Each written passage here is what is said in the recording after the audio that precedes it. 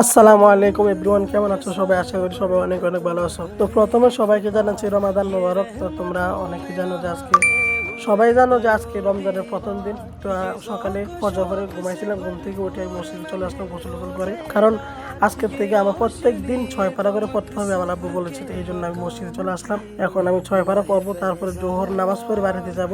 তো প্রথমে আমি কোরআন নিয়ে নিলাম, আর এখানে টাইম হচ্ছে 11টা 37। তো আমি প্রথম শুরু করে দিলাম 1 পারা থেকে 6 পারা পর্যন্ত পড়তে হবে। তো এখন আমি 1 পারা মোটামুটি গনে গিয়েছি, এখন 1 পারা শেষ হলো এই মাত্র।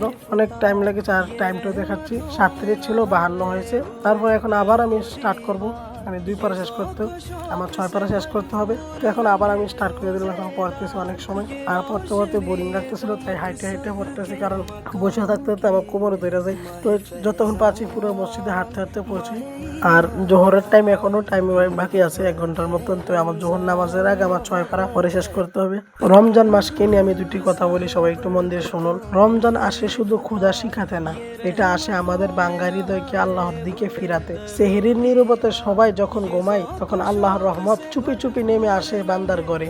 রোজা শুধু পেটের না, চোখেরও রোজা আছে, জিহ্বারও রোজা আছে। ইফতারের সময় হাত উঠলে মনে রেখো, এই দোয়ার দরজা বছরের আর কোনো মাসে এমন খোলা হবে না। তো গাইস, কথা বলতে বলতে আমার 5 পারা শেষ হয়ে গেছে, আরো 1 পারা রয়েছে। তো আমি 1 পারা শেষ করেছি, ভিডিও করতে পারিনি। তো এখন হচ্ছে আমার জোহর নামাজ পড়ে আমি বাড়িতে চলে আসলাম। সবাই ভালো থাকবেন, আল্লাহ হাফিজ।